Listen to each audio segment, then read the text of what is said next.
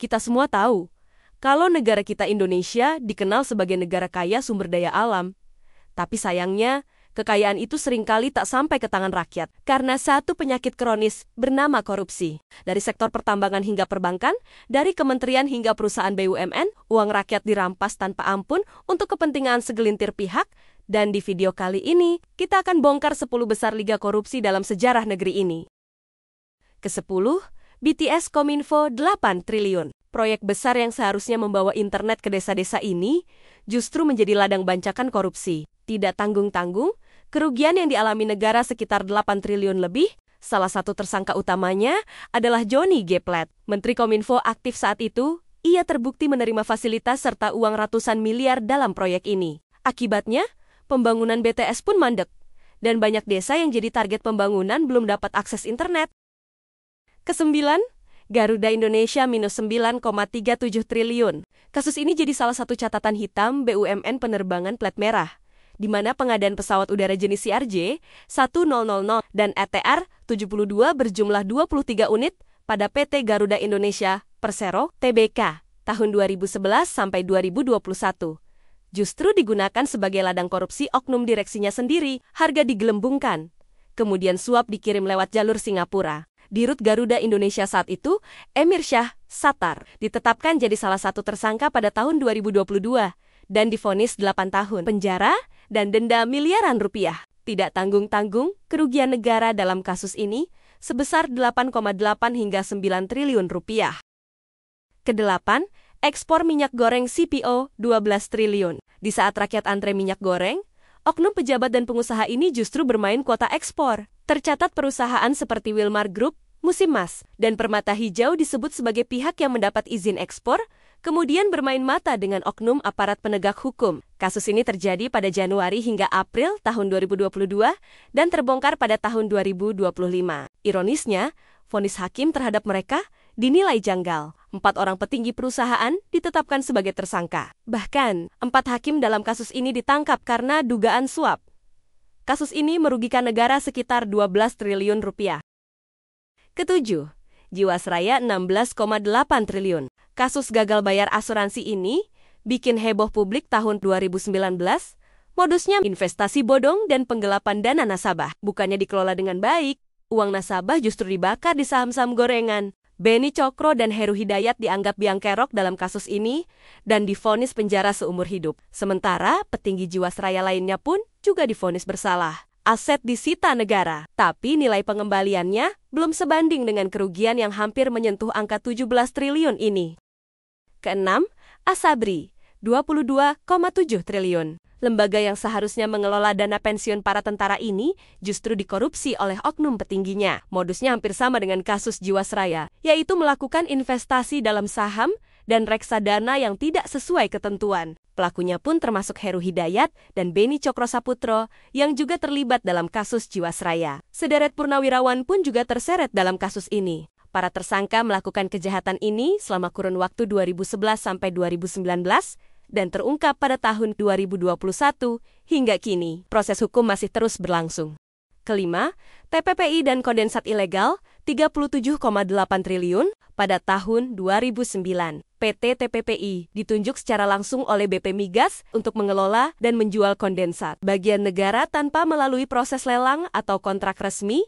Penunjukan ini tidak melibatkan tim penunjukan penjual minyak mentah atau kondensat bagian negara dan dilakukan tanpa jaminan pembayaran. Sebanyak 33 juta barel kondensat diserahkan kepada TPPI, namun hasil penjualannya tidak disetorkan ke kas negara, melainkan digunakan untuk kepentingan pribadi dan perusahaan. Setidaknya, ada 3 tersangka utama dalam kasus ini. Honggo Wendratno, mantan Direktur Utama PT TPPI yang kini masih buron. Raden Priyono, mantan Kepala BP Migas, dan Joko Harsono, mantan Deputi Finansial Ekonomi dan Pemasaran BP Migas. Kasus ini mulai diusut oleh Bareskrim Polri pada 2015 dan pada 2020. Pengadilan Tipikor Jakarta menjatuhkan hukuman 4 tahun penjara dan denda 200 juta kepada Raden Priyono dan Joko Harsono. Sementara itu, Honggo Wendratno dituntut 18 tahun penjara dan denda 1 miliar, namun hingga kini masih buron.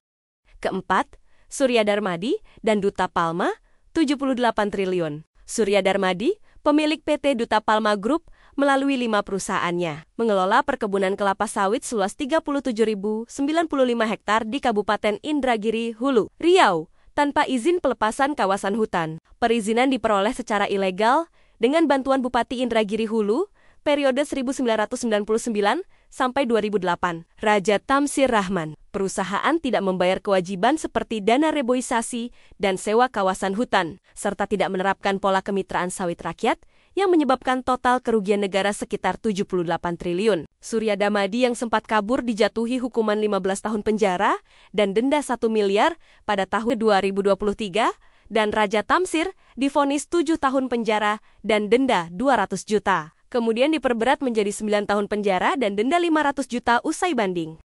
Ketiga, BLBI, 138 triliun. Kasus ini jadi kasus korupsi legendaris karena terjadi di era krisis 1997 sampai 1998. Saat itu Bank Indonesia menyalurkan dana sebesar 144,5 triliun ke 48 bank untuk menjaga likuiditas. Namun, sekitar 138,4 triliun disalahgunakan oleh pemilik bank untuk keperluan pribadi, pelunasan utang, dan transaksi fiktif tanpa pengawasan ketat. Namun, setelah sempat mendapatkan vonis penjara dan mendapatkan status tersangka, ketiga tersangka yaitu Safruddin Arsyad, Syamsul, dan Iji Nur Salim kini dibebaskan. Kedua, Pertamina Patraniaga, 193,7 triliun. Kasus ini meledak pada tahun 2024. Modusnya, produksi kilang dalam negeri sengaja diturunkan, sementara minyak mentah lokal diekspor. Kemudian impor minyak mentah dan produk kilang dilakukan melalui broker dengan harga tinggi. Lalu pembelian BBM RON 90 dibayar seharga RON 92. Kemudian dicampur untuk dijual sebagai RON 92. Dan terakhir, penggelembungan biaya pengiriman oleh PT Pertamina International Shipping menyebabkan ongkos lebih tinggi 13-15%. Kejahatan ini dilakukan pada tahun 2018 sampai 2023. Tersangkanya termasuk jajaran direksi Pertamina Patraniaga dan anak perusahaan lainnya, termasuk anak dari Riza Khalid, sosok yang dikenal sebagai mafia migas. Hingga kini penyelidikan masih berjalan, dengan jumlah kerugian negara mengejutkan senilai 193 triliun. Akibat dari kasus ini, masyarakat mengecam dan tak sedikit yang pindah ke SPBU dari merek lain. Pertama, korupsi PT Timah, 300 triliun. Skandal ini menjadi kasus korupsi terbesar sepanjang sejarah Indonesia. Terjadi antara tahun 2015 hingga 2022, skema korupsi melibatkan pengaturan tata niaga timah ilegal di Bangka Belitung. Selain nominalnya, yang bikin heboh adalah salah satu tersangkanya termasuk sosok publik terkenal, yaitu Harvey Muiz, suami dari artis Sandra Dewi. Ia diduga menjadi pengendali jalur distribusi gelap timah lewat Parusihon Boneka. Kerugian negara ditaksir mencapai 300 triliun. Bahkan, jaksa menyebut korupsi ini merusak lingkungan dan merugikan generasi masa depan. Kasus ini menyeret 22 nama dan 5 perusahaan besar. Harvey Muiz dan Riza Pahlevi divonis masing-masing 20 tahun penjara, sementara tersangka lain mendapatkan vonis yang berbeda-beda. Nah, itulah klasemen 10 besar kasus korupsi tahun ini. Bagaimana menurutmu? Tulis di kolom komentar ya. Jangan lupa share ke teman kalian. Ada ide pembahasan di video selanjutnya? Tulis juga di kolom komentar ya.